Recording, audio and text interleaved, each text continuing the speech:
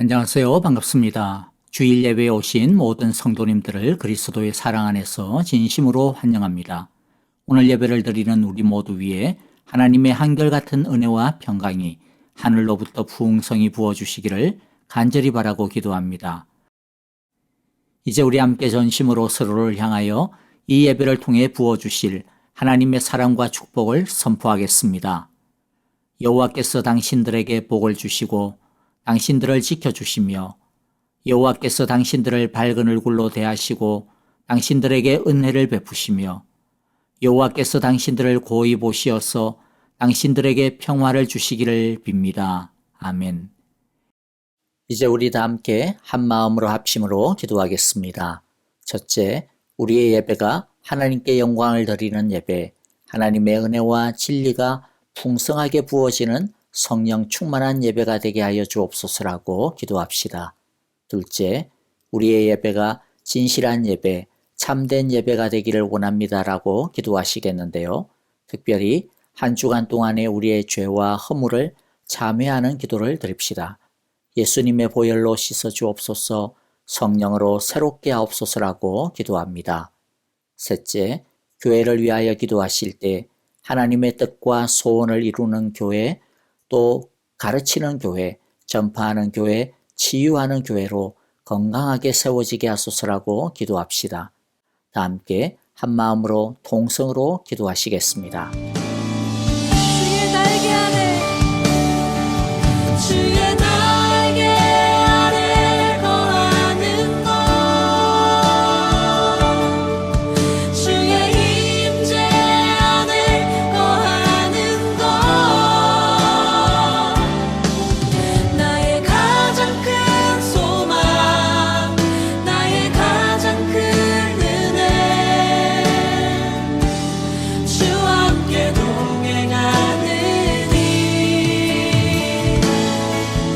주의 날개 아래 거하는 것 주의 임재 안에 거하는 것 나의 가장 큰 소망 나의 가장 큰 은혜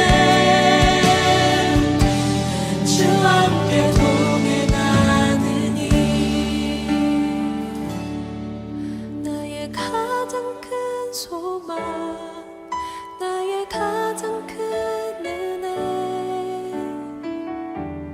주와 함께 동행하느니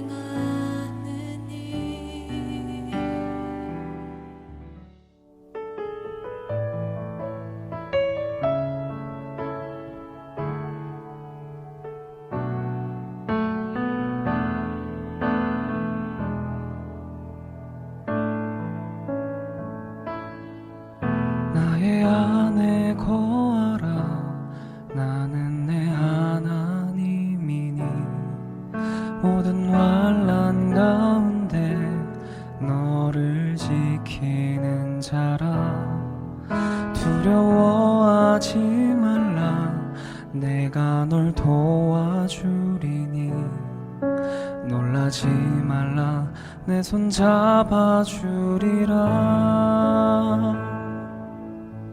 나의 안에 거하라 나는 내 하나님이니 모든 환난 가운데 너를 지키는 자라 두려워하지 말라 내가 널 도와주리니 놀라지 말라 내 손 잡아주리라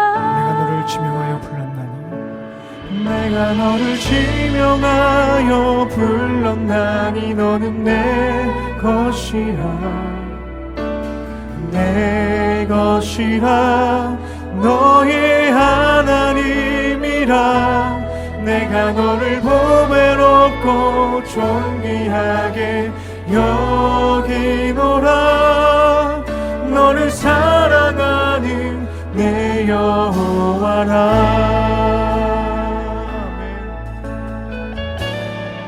함께 고백합시다. 나의 안에 거하라 나는 내 하나님 모든 환난 가운데 너를 지키는 자 두려워하지 말라 두려워하지 말라 내가 널 도와주리니 놀라지 말라 내 손 잡아주리라 한 번 더 고백합시다. 나의 안에 거하라 나의 안에 거하라 나는 내 하나님이니 모든 환난 가운데 너를 지키는 자라 두려워하지 말라 내가 널 도와주리니 놀라지 말라 내 손 잡아주리라 내가 너를 지명하여 불렀나니 너는 내 것이라 너의 하나님이라 내가 너를 보배롭고 존귀하게 여기노라 너를 사랑하는 내 여호와라 내가 너를 지명하여 불렀나니 너는 내 것이라 너의 하나님이라 내가 너를 보배롭고 존귀하게 여기노라 너를 사랑하는 내 여호와라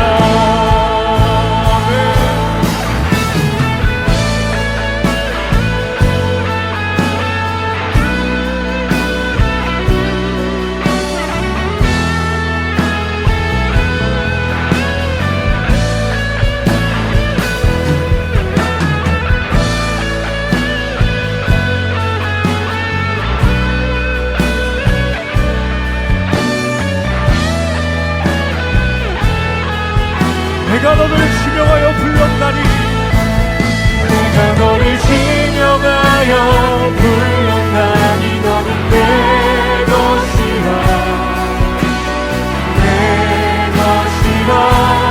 너의 하나님이라 내가 너를 보배롭고 존귀하게 여기노라 너를 사랑하는 우리 마지막으로 고백하며 나아갑시다. 내가 너를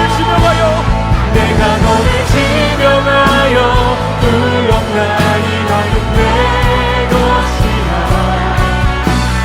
내 것이라 너의 하나님이라 내가 너를 보배롭고 존귀하게 여기노라 너를 사랑하는 내 여호와라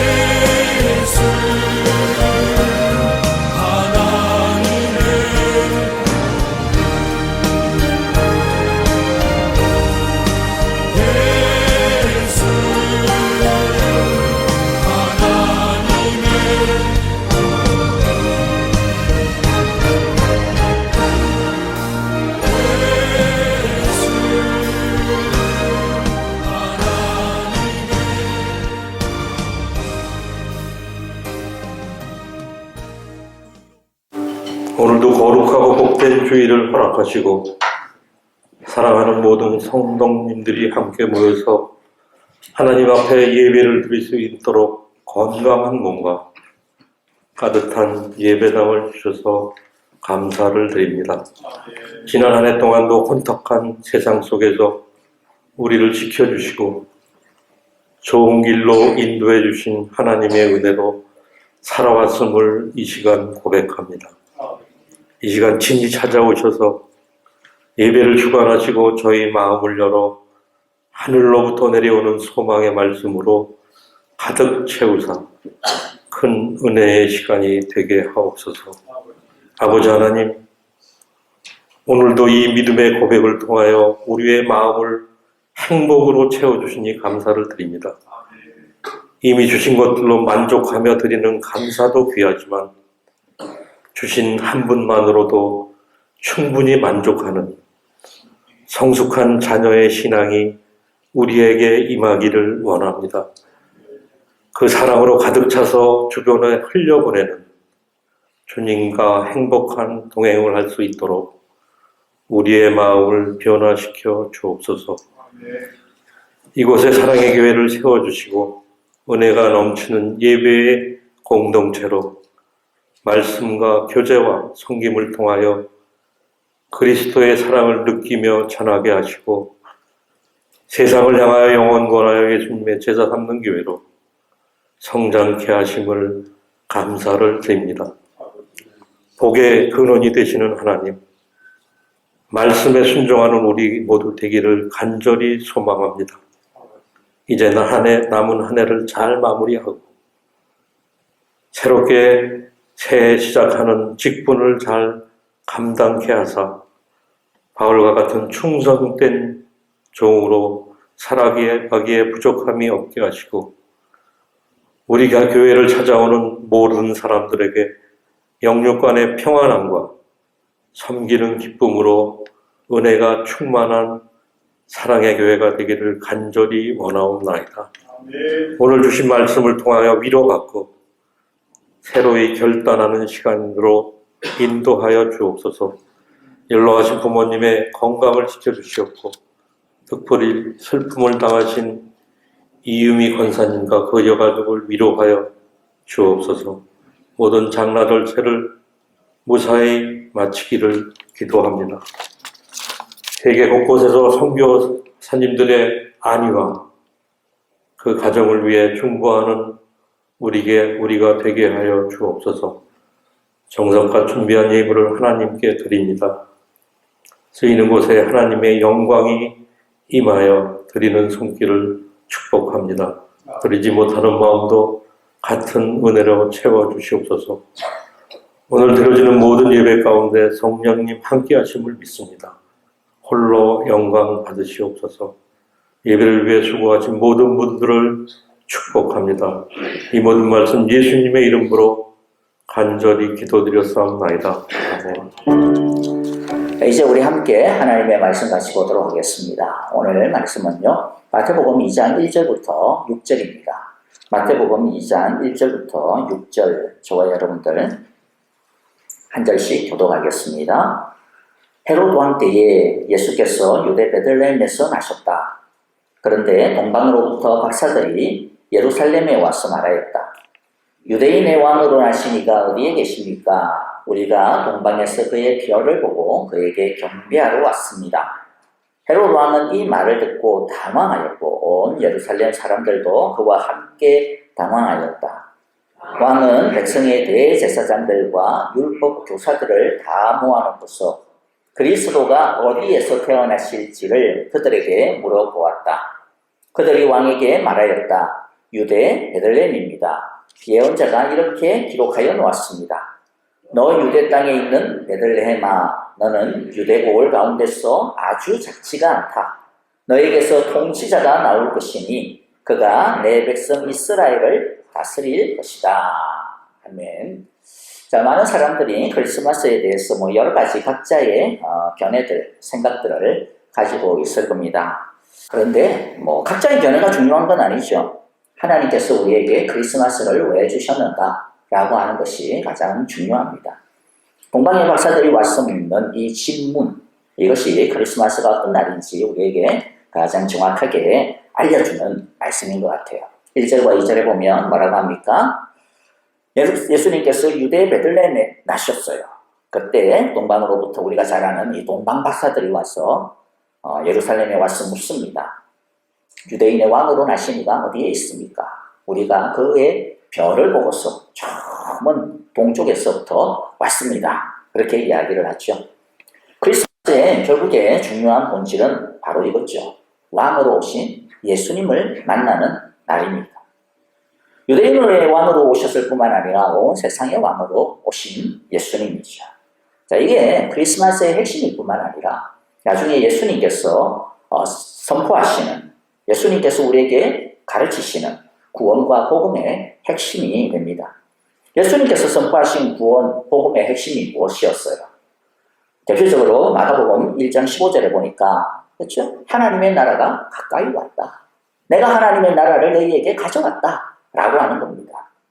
예수님께서 하나님의 나라를 가져왔고, 가져오셨을 뿐만 아니라, 바로 앞에 부분과 연결을 하면 뭐죠? 예수님이 그 나라의 왕이다. 라고 하는 것이죠. 크리스마스는 다른 어떤 날이 아니라, 우리의 왕이신 예수님이, 아까 우리 찬양도 많이 했잖아요.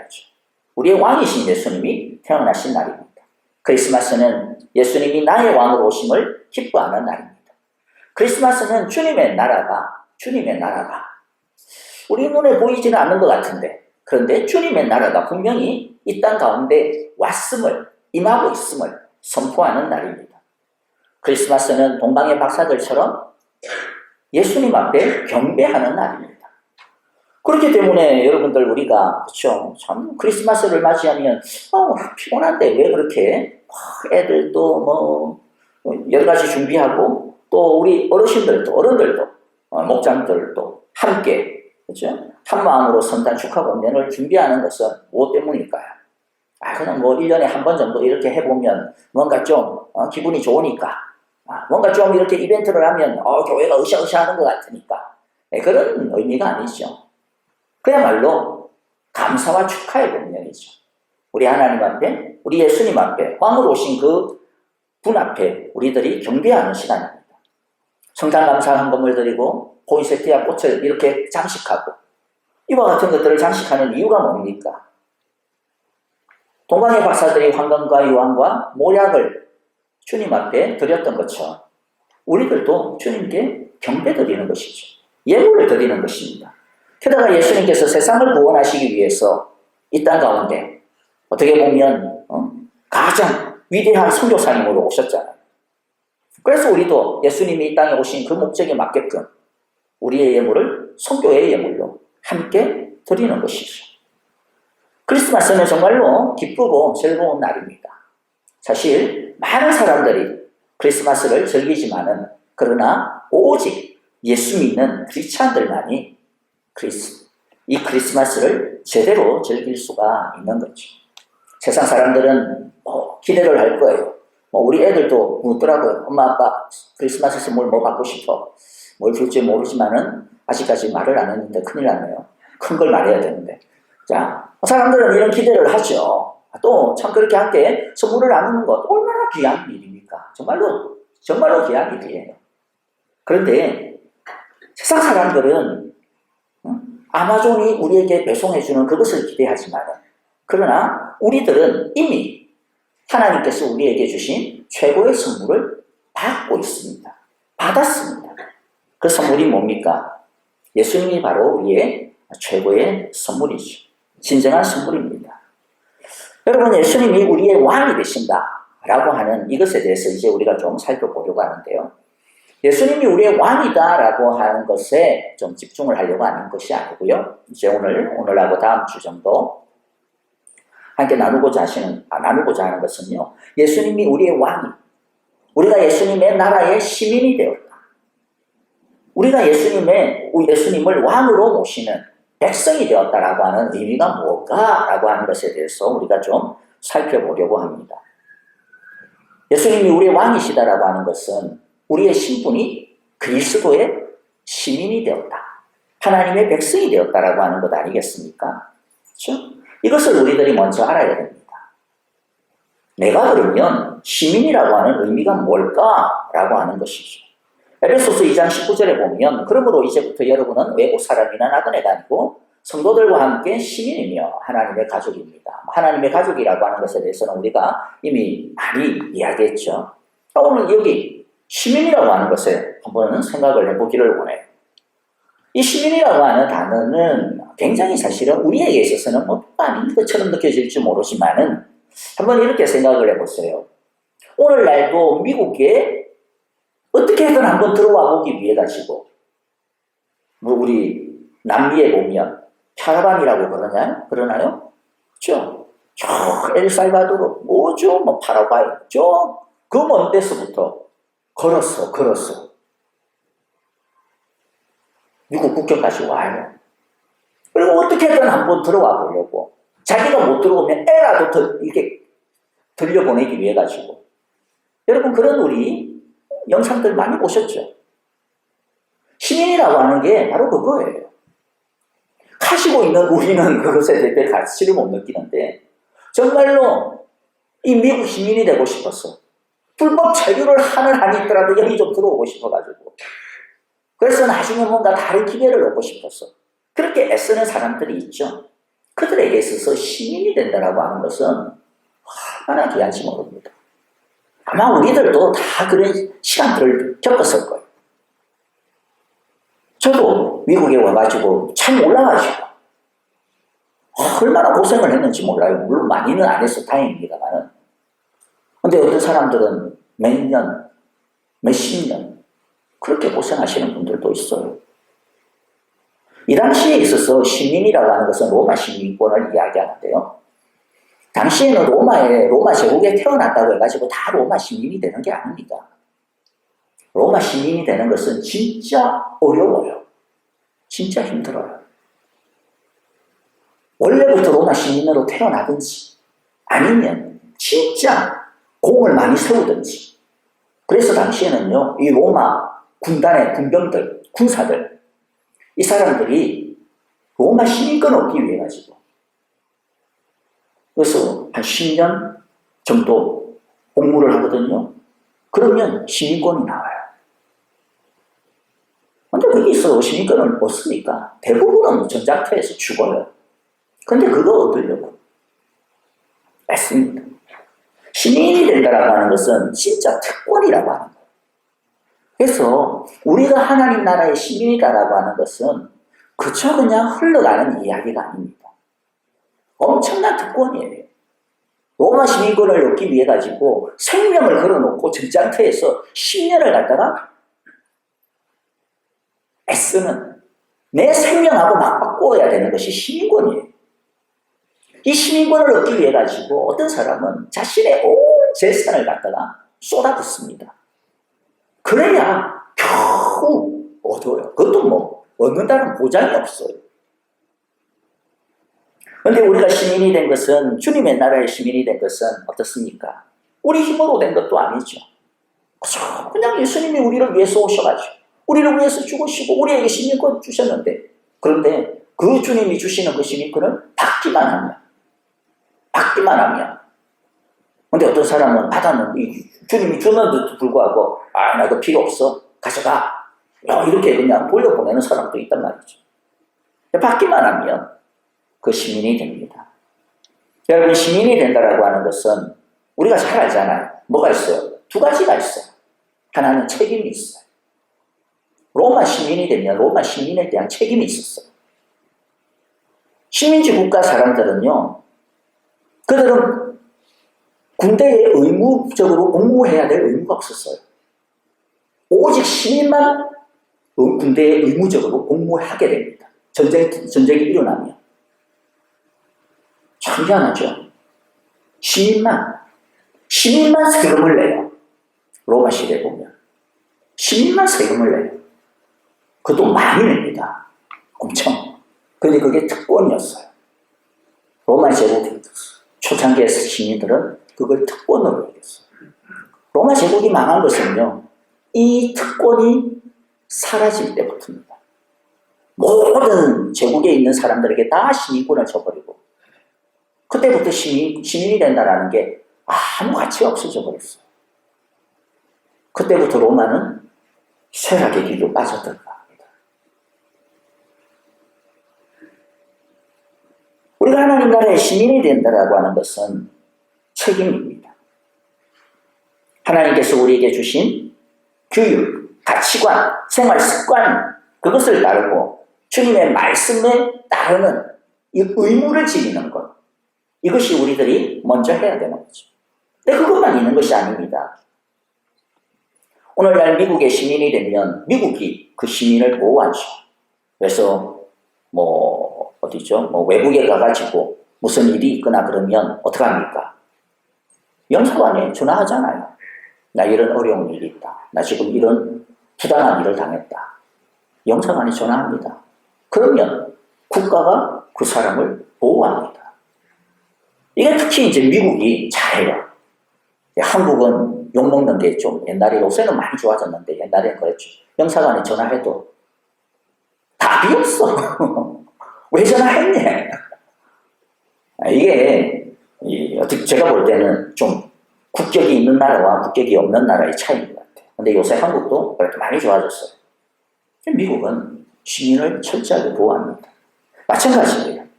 하나님 나라의 시민이 되어지면 하나님 나라의 가치관과 법과 삶의 양식을 따르겠다라고 하는 그 책임, 의무를 지는 것과 동시에 하나님도 우리에 대해서 책임을 지세요.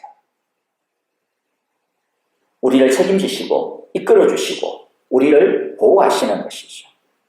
그러므로 우리가 주님의 나라의 시민이 되었다라고 하는 것, 여러분들 먼저는 뭐죠? 특권인 것을 기억하시고 또 동시에 우리에게 책임과 의무가 있음을 기억하시고 또 동시에 하나님께서 나에 대한 책임을 지시기로 하셨구나.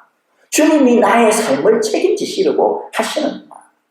그러므로 여러분들 우리들이 시민의 의무와 시민의 특권을 꼭 기억하시기를 바랍니다.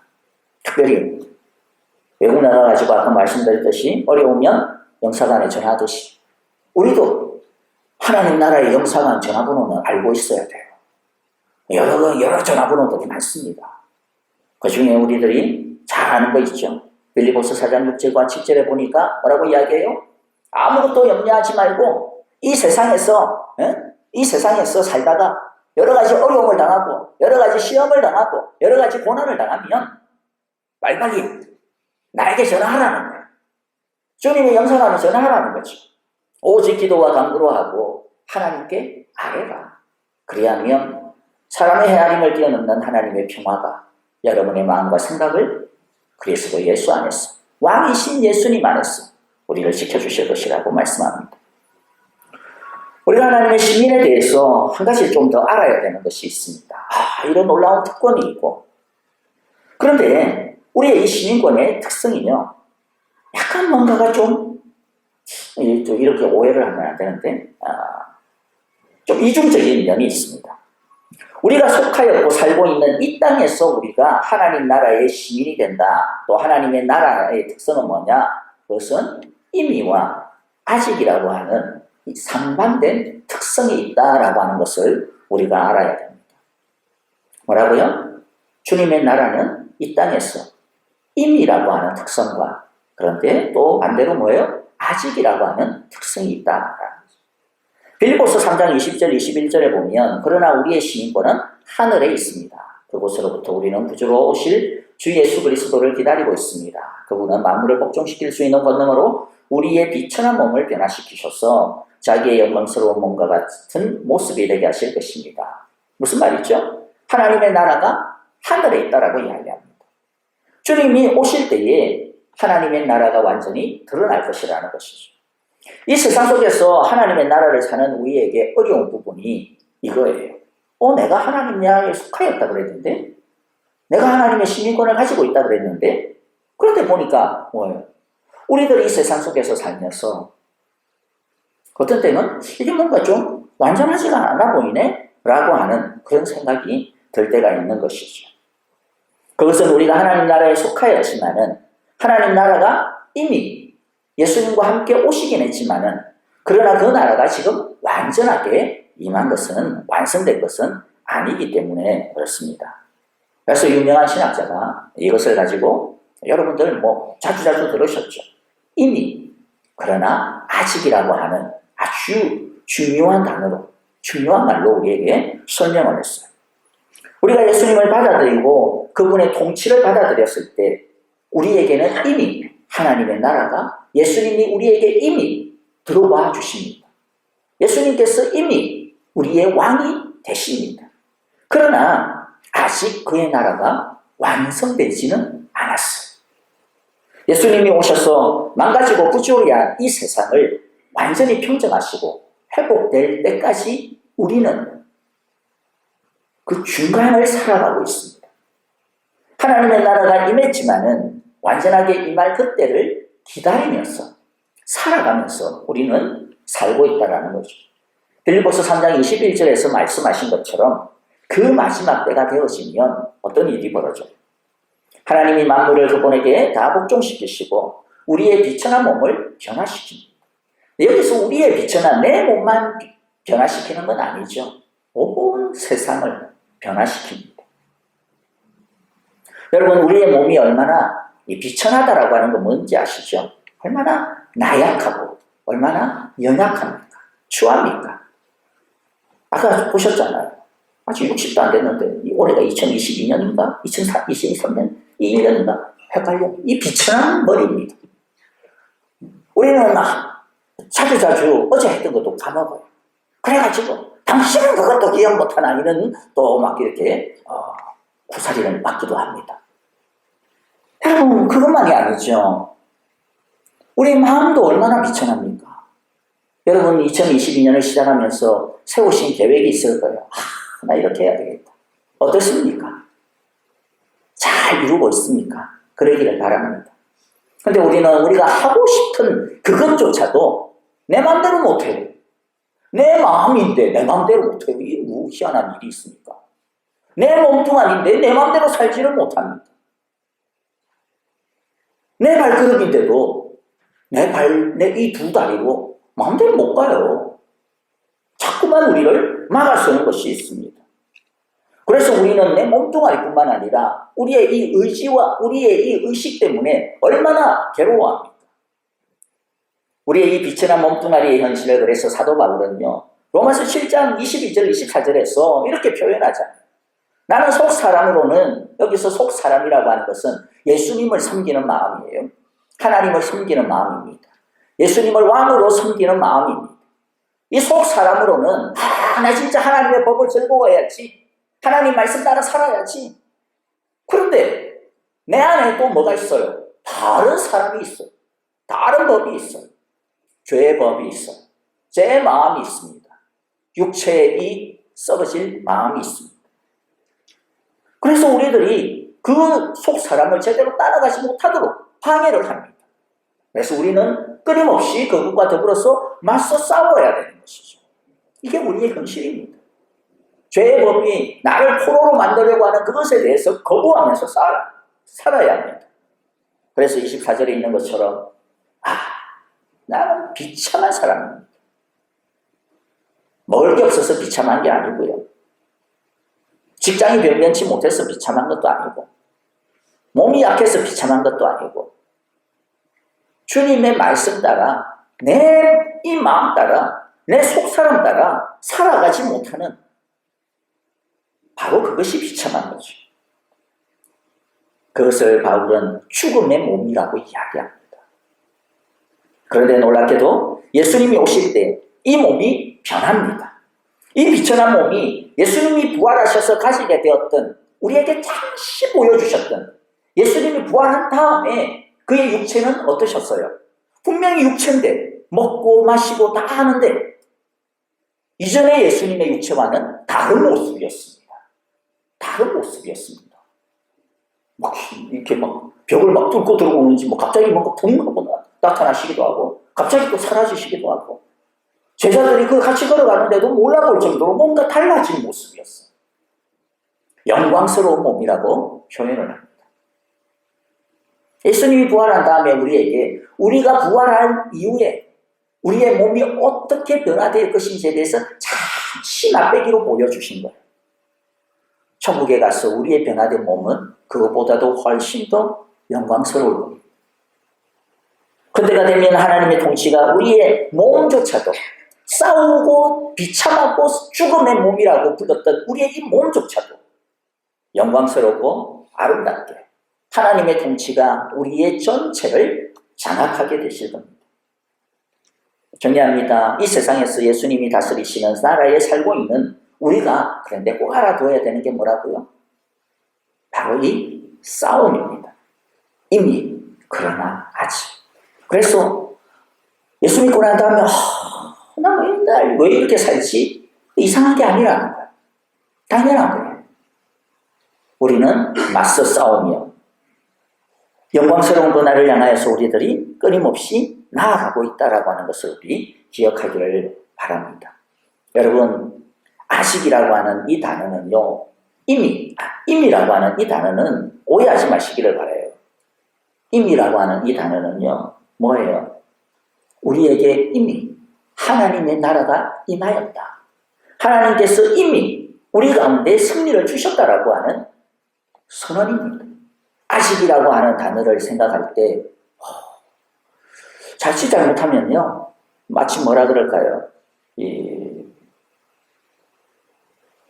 이루어지지 않을 수 있는 가능성이 있는 것으로 오해하기 쉬워요. 그런데 아직이라고 하는 단어는 마치 뭐 이런 것 같습니다. 여러분들, 제가 내가 아마존 주식도 없는데 왜 내가 자꾸 아마존 이야기를 하는지 모르겠지만은, 자, 아마존 여러분들 거기서 물건 많이 오다 하시죠? 배달도 시키시고, 저도 많이 합니다. 자, 아마존에서 여러분들 물건을 갖다가 오더를 합니다. 자, 그리고 계산도 끝냈어요. 그러고 나면 막 이제 쫙 보여주죠. 물건 준비 중이다. 그 다음에 쇼핑한다. 그 다음에 또 여기 와가지고는 우리 동네 같은 경우에 노스부룩에서 딜리버리 나갔다. 뭐 이런 것까지 보여줘요. 아직은 바로 그겁니다. 받을까 말까? 받을 수 있을까 말까? 그게 아니라 하나님께서는 우리에게 이미 쇼핑했어요. 하나님은 이미 딜리버리 나와갔어요. 지금 하나님의 나라가 딜리버리 중인 거예요.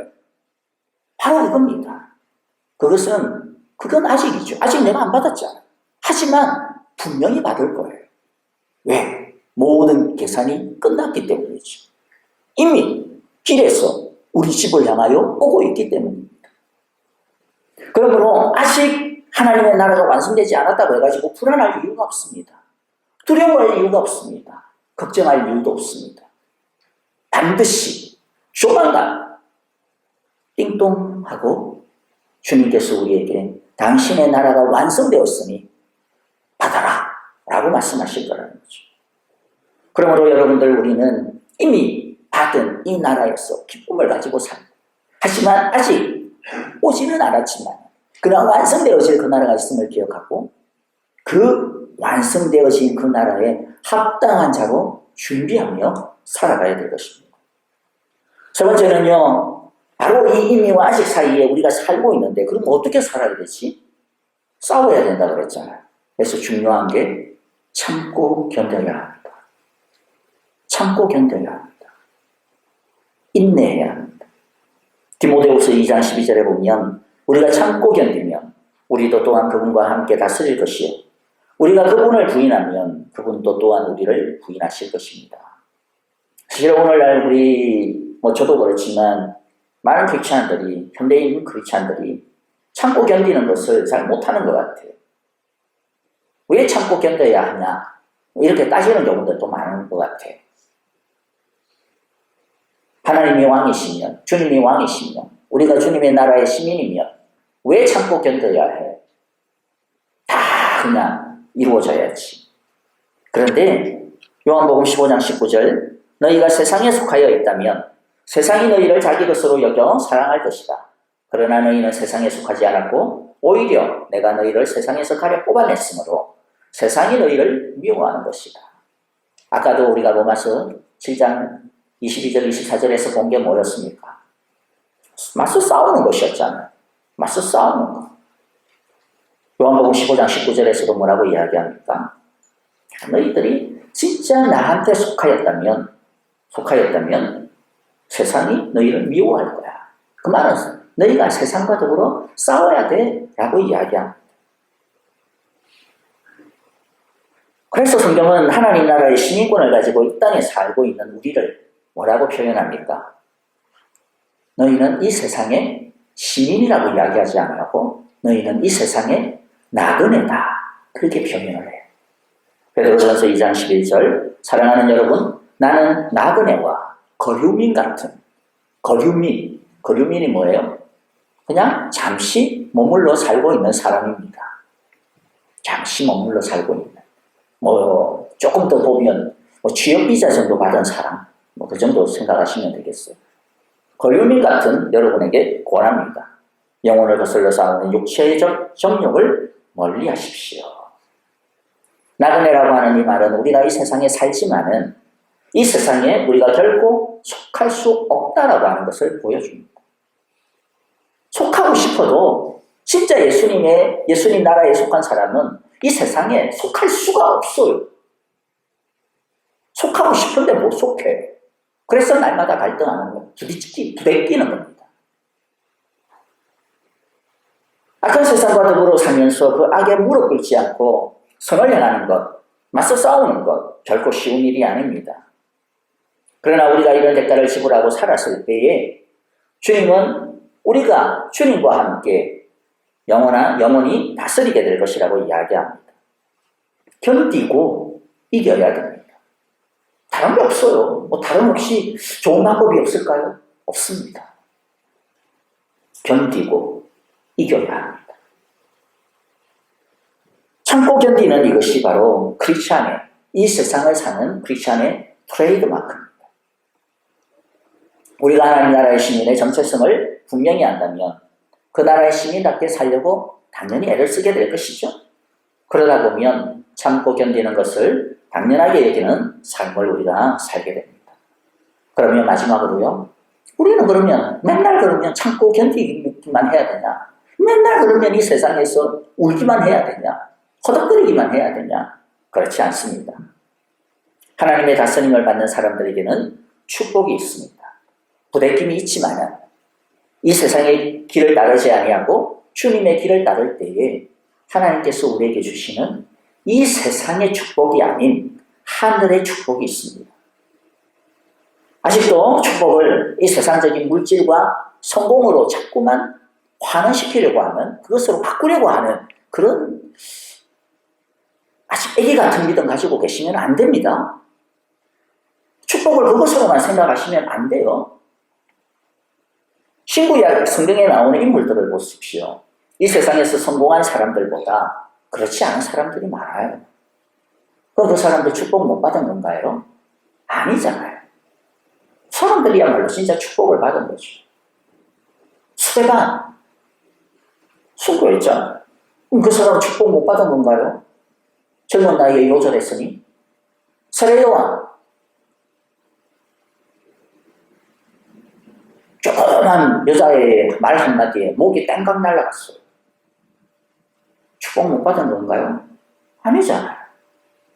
예수님 33살의 나이에 십자가에 자기의 제자들의 배신에 의해서 십자가에 못 박혔어요.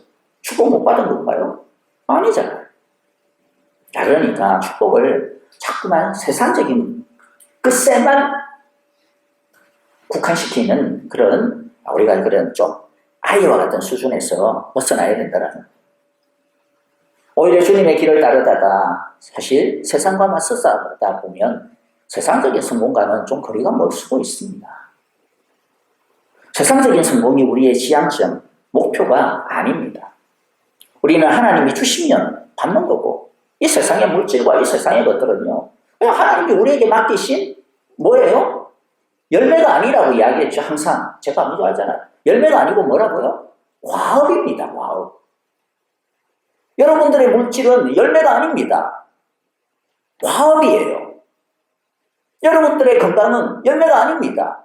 여러분들의 시간은, 여러분이 하니까 저는 빠지니까 안 되겠네요. 우리의 시간은 열매가 아닙니다. 과업입니다. 이 땅 가운데서 오실 그 나라를 바라보면서 왕이신 예수님의 그 나라의 백성답게 살아가야 되는 과업이에요. 달란트예요. 나중에 하나님께서 우리에게 계산할 겁니다. 너의 과업을 가지고 뭐 했니? 저는 그 열매인 줄 알고 다 따먹었는데요. 악하고 게으른 종아, 책망받을 거예요.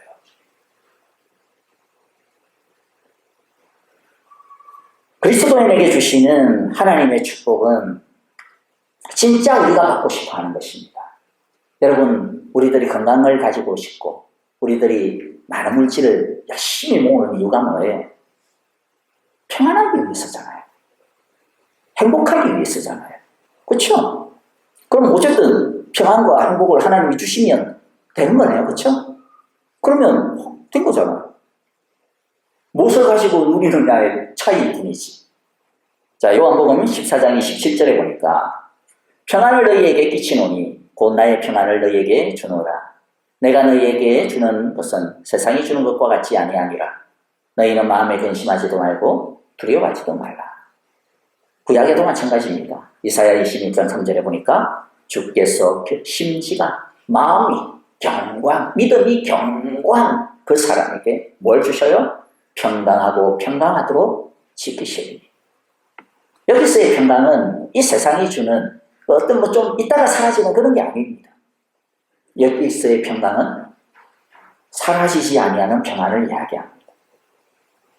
하나님께서 이미와 아직 사이에서 이미 가신 이 하나님 나라의 특권을 가지고 오고 있는 그 하나님 나라를 향하여서 열심히 참고 견디는 사람에게 무엇을 주신다라는 겁니까?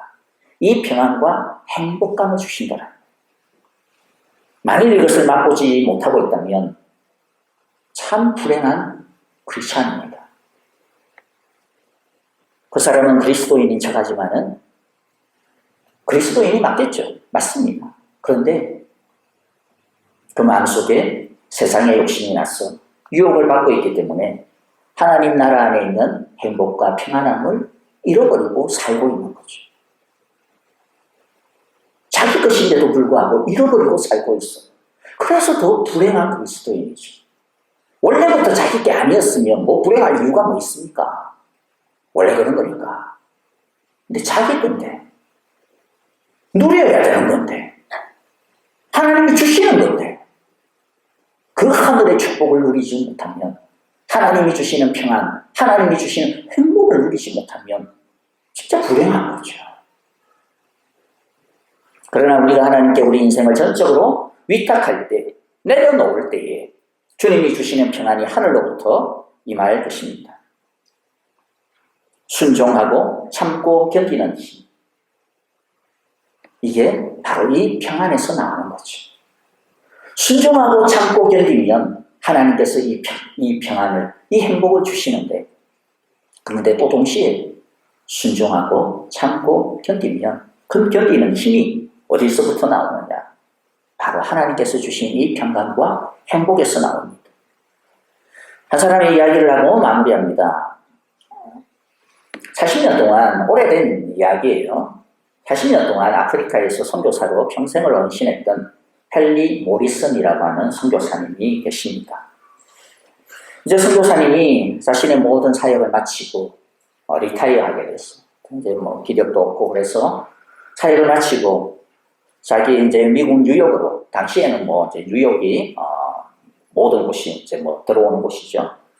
뉴욕으로 이제 귀국을 하는 날이었습니다. 그런데 공교롭게도 그 배에는 아프리카에서 사냥 휴가를 마치고 막 귀국하는 당시의 대통령 테디 루즈벨트 대통령이 함께 탑승을 하고 있었어요. 배가 한국에 도착하자 대통령 일행을 환영하는 레드카펫이 쫙 깔리고 군대 막 군악대 빵빠레가 울리고 수많은 사람들이 대통령의 귀국을 축하했습니다. 대통령의 일행이 다 빠져나가고 그러자 이제 뉴욕 항구가 조용해졌겠죠. 마지막으로 배에서 내려가지고 집으로 돌아가는데 헨리 모리슨 선교사님의 마음이 좀 씁쓸했어요. 왜냐하면 평생을 하나님을 섬기다가 자신의 온 젊음을 다 바쳤어. 자신의 건강을 다 바쳤어. 하나님을 섬기다가 돌아왔는데 누구는 아프리카에서 사냥 마치고 왔다고 빵빠레 올려주고 이러는데 자기를 환영하는 사람은 아무도 없는 거예요. 그 마음이 좀 거시기했어요. 씁쓸했어요. 하나님에 대한 원망도 조금 생겼어요. 하나님 뭐죠 이게? 그때 하늘에서 음성이 그의 마음에 들려왔습니다. 엘리, 너는 아직 본향에 오지 않았어. 너는 아직 본향에 오지 않았어. 저 루즈벨트 대통령의 본향은 이 땅이니까 이 사람들이 막 환영해 줬겠지. 그러나 너의 본향은 아직 오지 않았어.